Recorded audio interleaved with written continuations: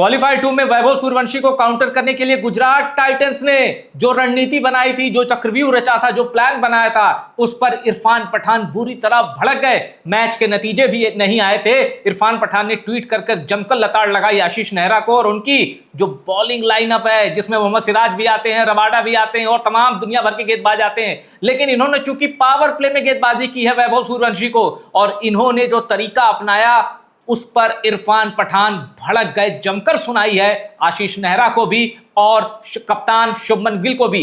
क्या कहा इरफान पठान ने, कौन सी बड़ी बात कही है, पहले ये अनुभव जानते हैं, उसके बाद करेंगे उस पर चर्चा। इरफान पठान किस हद तक सही हैं और क्यों जीत कर भी जीटी की रणनीति को लोग कोस रहे हैं, कह रहे हैं शर्म आनी चाहिए 15 साल के बल्लेबाज के आगे अगर आपको यहां तक गिरना पड़ा। अनुभव, सबसे पहले आप बताइए इरफान पठान ने ऐसा क्या लिख दिया सोशल मीडिया पर कि आग लग गई है? देखिए, इरफान पठान ने लिखा कि वैभव सूर्यवंशी को जो बॉडी लाइन टारगेट करके गेंदबाजी की जा रही थी वो सही नहीं है। हाँ, उन्होंने एक चीज और, जो एक लाइन जिसको बोल्ड में जानना जरूरी, उन्होंने इमोशनल होकर ये लाइन लिखी। उन्होंने लिखा फादर इन मी, मतलब मेरे अंदर का एक पिता, वो खुद एक बच्चों के पिता हैं, वो इस चीज को अलाउ नहीं करते हैं। ऑब्वियसली यहां पर वैभव सूर्यवंशी एक senior grown up man cricket खेल रहे हैं, जहां पर शायद ये सारी चीजें नहीं देखी जाती, तमाम चीजें होती हैं, आप स्पोर्टिंग पर्सपेक्टिव से खेलते हैं, जो कि वैभव सूर्यवंशी भी खेलते हैं, लेकिन a father in me does not allow this कि आप वैभव सूर्यवंशी एक 15 साल के लड़के को 150, 148, 152 की पेस के साथ बॉडी लाइन अटैक करें, उनको इंजर करने की, या मतलब सोच तो नहीं कह सकता, लेकिन हाँ, आप जब बॉडी लाइन अटैक करते हैं तो वहां पर प्रोबेबिलिटी जरूर बढ़ जाती है। क्या उस प्रोबेबिलिटी को बढ़ाने के लिए गुजरात टाइटंस के गेंदबाजों ने उनको वहां पर टारगेट करने की कोशिश की? क्योंकि अगर आप कमजोरियों की बात करें तो वैभव सूर्यवंशी की कमजोरी नहीं है बॉडी लाइन गेंदबाजी करना, क्योंकि वहां पर वो हुक शॉट, पुल शॉट सारे बहुत अच्छे से लगाते हैं। लेकिन गुजरात टाइटंस ने जो रणनीति बनाई उसको जरूर क्रिटिसाइज किया कि बॉडी लाइन अटैक एक 15 साल के बच्चे पर शायद आप थोड़ा सा और स्पोर्टिंग यहां पर इथिक्स दिखा सकते थे। और एक चीज मैं और बताऊं, बॉडी लाइन बॉलिंग को 150 की रफ्तार पे, 145 kmph से प्लस की रफ्तार पे दुनिया के कितने बल्लेबाज खेल सकते हैं? अब यहां दो चीजें हैं। पहली चीज यह है कि भाई स्कोर जंग में सब जायज है, और ये जंग ही थी, करोड़ों के रुपए लगे होते हैं फ्रेंचाइजी के, दाव पर साख होती है, आईपीएल टाइटल होता है, एग्री। और एक चीज मैं और बताऊं, इरफान पठान ने तो कहा कि a father in me would not allow this. हमारे अंदर तो क्रिकेट फैन है, हम तो इमोशनल है वैभव सूर्यवंशी को लेके, हम तो सोचते 15 साल का बच्चा है, लेकिन ये 15 साल का बच्चा चुनौती देता है जिसमें दम है, जिसको जो फेंकना है फेंक लो और रोक कर दिखाओ मुझे। हुआ क्या, आपकी बॉडी लाइन बॉलिंग अटैक की वैभव सूर्यवंशी ने धज्जियां उड़ा दी। और अनुभव, ये धज्जियां सिर्फ रबाडा, होल्डर, सिराज इनकी नहीं उड़ाई हैं, बिल्कुल आशीष नेहरा की भी उड़ाई हैं। जरा थोड़ा एक्सप्लेन करिए। देखिए, आशीष नेहरा हमेशा से आपको ना फुटबॉल मैनेजर्स जैसे होते हैं, on the boundary line, on the boundary skirting से आपको खड़े दिखाई देते हैं, बड़े एनिमेटेड भी होते हैं। कई मरतबा आप देखते हैं उनको चीखते चिल्लाते लगातार, वो बॉल जो होते हैं उनसे इंटरेक्ट करते रहते हैं, या जो आपके टीममेट्स होते हैं जो लगातार बीच बीच में जाते हैं पानी देने, कुछ भी देने, वो लगातार उनको सिखाकर समझाकर भेजते हैं। बॉलिंग में कुछ प्लान एग्जीक्यूट सही नहीं होता, भड़क जाते हैं। वहां पर आशीष नेहरा जो लगातार प्लान करते हैं ना, आपने देखा होगा कि मोहम्मद सिराज ने जब वैभव सूर्यवंशी को लीग मैच में वो बाउंसर डालकर आउट किया, यहां पर आशीष नेहरा ने इशारा किया था, मतलब वो जो चक्रव्यूह रचने की बात है वो आशीष नेहरा रचते हैं, वो प्लान करके आते हैं, गेंदबाजों को उसको एग्जीक्यूट करना होता है। तो यहां पर, और खुद वो एक बॉलर रहे हैं जिन्होंने बड़ी विकेटें ली हैं, बहुत एक्सपीरियंस है। तो बॉलिंग, आप जब एक कोच को देखते हैं जो खुद बॉलर रहा है, तो उसकी जो टीम की गेंदबाजी होगी ऑब्वियसली वही लीड कर रहे होंगे, और बल्लेबाजी के लिए मैथ्यू हेडन तो है ही, तो आशीष नेहरा बल्लेबाजों को ज्यादा कुछ ऑब्वियसली नहीं बताएंगे, इसीलिए आप जीटी की बॉलिंग पर फोकस ज्यादा देखते हैं। ऑल्सो यू सी कि उनकी गेंदबाजी में कितनी मजबूती है, और वो एग्जीक्यूशन गेंदबाज कर तो जरूर रहे हैं, लेकिन पीछे से ब्रेन किसका है, वो आशीष नेहरा का है। चाहे वो इन बिटवीन द गेम हो, चाहे गेम से पहले हो, जब गेंदबाजों के साथ ऑब्वियसली वो बात करते होंगे टीम मीटिंग्स में, ग्राउंड पर, प्रैक्टिस सेशंस में, हर जगहों पर। इसलिए आशीष नेहरा यहां पर वो सबसे बड़े, आप कह सकते हैं कि इस रोल में आपको दिखाई देते हैं, और उनका जरूर प्लान है, क्योंकि बॉडी लाइन आप जब अटैक आज देख रहे थे, और जिस तरीके से उन्होंने पिछले मैच में सिराज को इशारा किया था कि सर पर टारगेट करिए, वो आपको बताता है कि किस तरीके से वो प्लान करके आए थे, और एक सिंपल टारगेट था कि बॉडी लाइन अटैक के साथ जाना है, वैभव को परेशान करना है। और वैभव सूर्यवंशी के पिता संजीव सूर्यवंशी, उनको पहले से ही पता था कि आगे आशीष नेहरा जैसे कोच टकराएंगे भाई, जो आपकी बॉडी लाइन पर फेंकेंगे, और इसीलिए वैभव सूर्यवंशी के पिता ने सूर्यवंशी को बॉडी लाइन गेंदों की भी ट्रेनिंग दी है, जानबूझकर गेंदें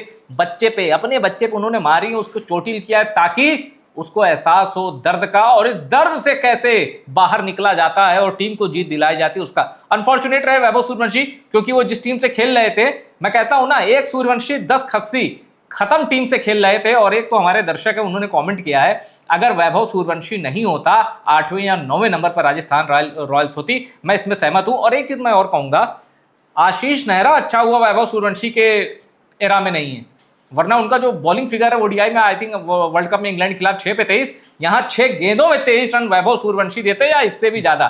खैर वो अलग चीज है, पर जीत गए, और जीत कैसे भी मिले जायज है, क्योंकि आप जिस प्लेटफॉर्म पे खेल रहे, दुनिया की सबसे बड़ी क्रिकेट लीग है। अब मुझे ये बताइए अनुभव, बॉडी लाइन गेंदों को सूर्यवंशी ने कैसे खेला, कितने नंबर देंगे आप?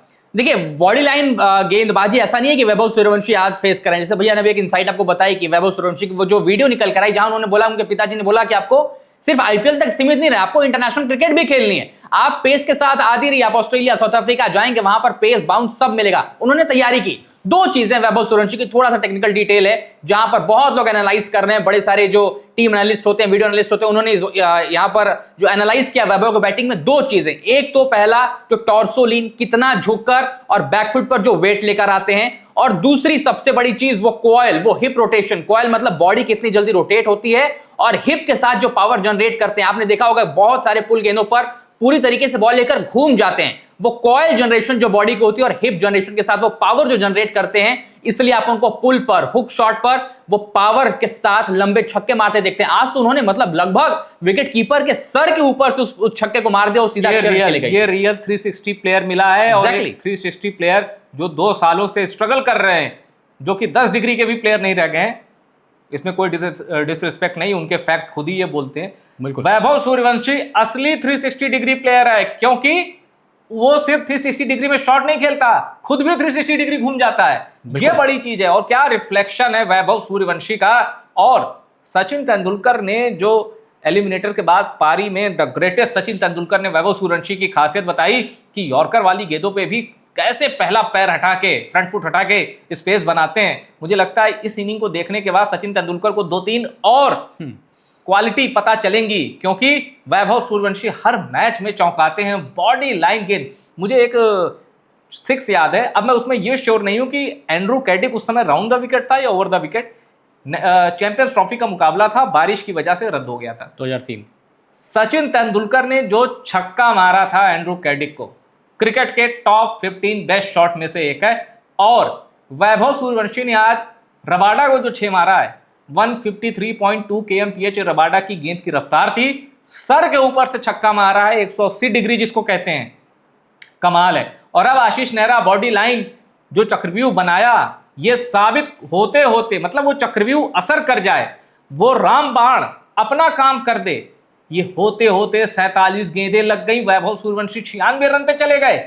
अब आप सोचिए, आशीष नेहरा तो वैभव सूर्यवंशी का आज दरवाजा जाके खटखटाएंगे और कहेंगे सॉरी यार, तुझे आउट करना ही था, इसलिए रणनीति बनाई, कहीं गेंद लगी। और बीच में एक बार तो मेरे ख्याल से आए थे, बताइए जरा क्या हुआ था। देखिए, वैभव सूर्यवंशी को आई थिंक मोहम्मद सिराज की वो गेंद थी, रबाडा की वो गेंद थी, उन्होंने पुल करने की कोशिश की, बल्ले से गेंद उनके हेलमेट पर लगी, फिर उसके बाद वहां पर कंकशन टेस्ट भी हुआ, लेकिन उसने वैभव को डराया नहीं, because he was already knowing कि वो टारगेट होंगे, और उसका तोड़ भी उनके पास पता है। बहुत अच्छी तरीके से उन्होंने नेगेट किया, और ये सारी चीजें तो part and parcel of the game है। वैभव को ये चीज बहुत अच्छे से पता है। बिल्कुल। तो इरफान पठान के अंदर का पिता ही नहीं, हमारे अंदर का जो क्रिकेट फैन, एक इमोशनल क्रिकेट फैन है। जैसे वैभव अनुभव, एक एथिक्स होता है कि अगर कोई बॉलर आ गया ना बैटिंग करने, टेलेंडर्स, तो उनको बाउंसर नहीं मारेंगे, नहीं मार, ठीक है। लेकिन ये एथिक्स अब टूट चुका है। आप देखिए कैसे तनातनी होती है। मुझे याद है जिमी एंडरसन की मोहम्मद सिराज से हुई थी। वो इनको बाउंसर मार रहे थे, वो उनको बाउंसर मार रहे थे। अब सारे एथिक्स क्रिकेट में टूट चुके हैं, इसलिए